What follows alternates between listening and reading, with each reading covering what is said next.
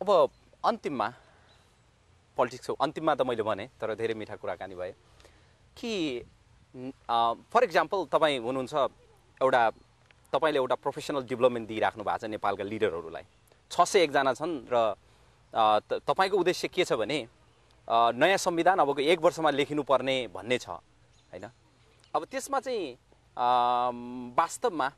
तपाईँको अब्जेक्टिभ र त्यो तरिकाबाट संविधान लेख्न सक्ने कडीको रूपमा तपाईँले प्रस्तुत गर्नुपर्दा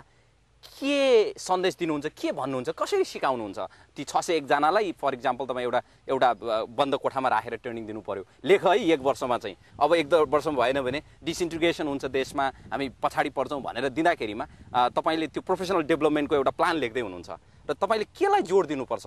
केलाई जोड दिनुहुन्छ, भएको कुरा मिसिङ पार्ट के हो? अब यसमा मैले के सिकाउने भनेर मैले चाहिँ यो सिकाउँछु भने जस्ट इमेजिन तपाईले इमेजिन गर्नुहोस् नेताहरूलाई अब अप्ठ्यारो यदि पर्दैन भने के चाहिँ गर्नुपर्छ होला जस्तो मलाई लाग्छ भने दलीय स्वार्थ जुन छ नि, यदि यो कुरामा अरू पार्टीलाई घुँडा टेकाउन सकेँ वा अरू पार्टीहरूलाई मैले मेरो नजिक अथवा मैले भनेको कुरामा ल्याउन सकेँ भने मेरो कार्यकर्ता मेरो पार्टीको यो नीतिलाई सजिलो हुनेछ भनेर हरेक पार्टीका नेताले जुन सोच्छन् त्यो छोड्दिएर यदि यो कुरा हामीले लेखेनौँ भने 1 वर्षभित्र संविधानको हदमा भन्ने हो भने अरू कानुन वा अरू कुनै सम्झौता वा अरू कुनै विकासका लागि अरू केही टाइम होला,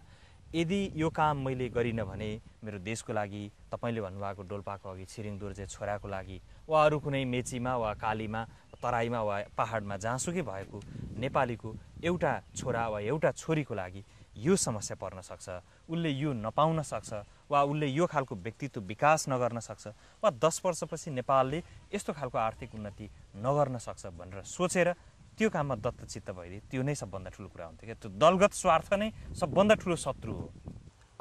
नारायणजी, अन्तिममा साहित्यमा छिर्नु अगाडि, साहित्यका बारेमा केही कुराकानी गर्नु अगाडि लाग्छ तपाईलाई नेपालको अब बन्ने प्रधानमन्त्रीले यी सबै फेलियरबाट लेसन सिक्छ र देशले एउटा निकास पाउँछ?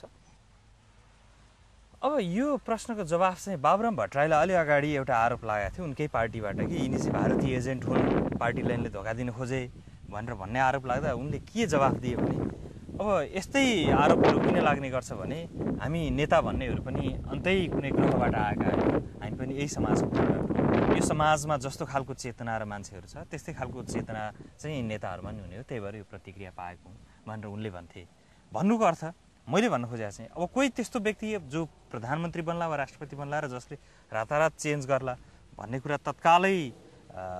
भनिहाल्नु निकै अप्ठ्यारो छ, किनभने भएका नेताहरू सबै टेस्टेड हुन् केही बाहेक होइन, तिनीहरूले के नै गर्न सकेर केही गर्न नसके पनि यदि भिजन र कुनै मिसन थियो भने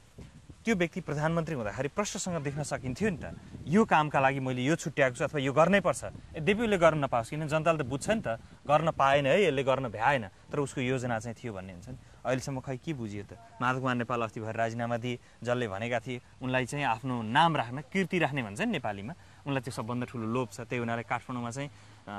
अब धरहरालाई भीमसेन स्तम्भ भनिन्छ त्योभन्दा ठुलो एउटा स्तम्भ खडा गर्छु भने अनि त्यो खडा गर्नलाई उनले अब आदेश पनि दिए। प्रधानमन्त्री भएको करिब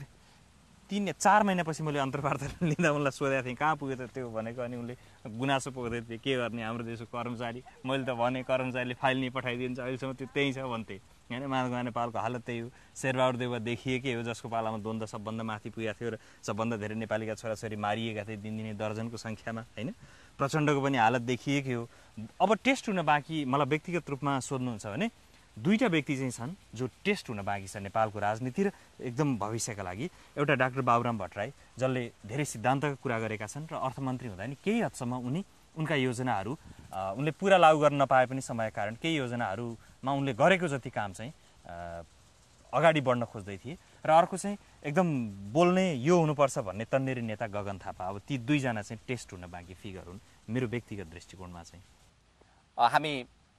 तेस्रो खण्डमा छौँ, कुराकानीको तेस्रो खण्डमा छौँ र मसँग कवि नारायण श्रेष्ठ हुनुहुन्छ। मलाई याद छ 2061 सालतिर उहाँको पार्थिव तस्बिर भन्ने किताब निस्केको थियो र त्यसले एउटा त्यति बेला एउटा ठुलो हङ्गामा ल्याएको थियो मिडियादेखि लिएर तपाईँको प्रिन्ट मिडियादेखि लिएर तपाईँको हरेक किसिमका मिडियाहरूमा। अनि मसँग त्यति बेला साप्ताहिकमा डाक्टर डीपी भण्डारी सरले लेख्नुभएको एउटा आर्टिकल छ फाल्गुन 22 2060 मा।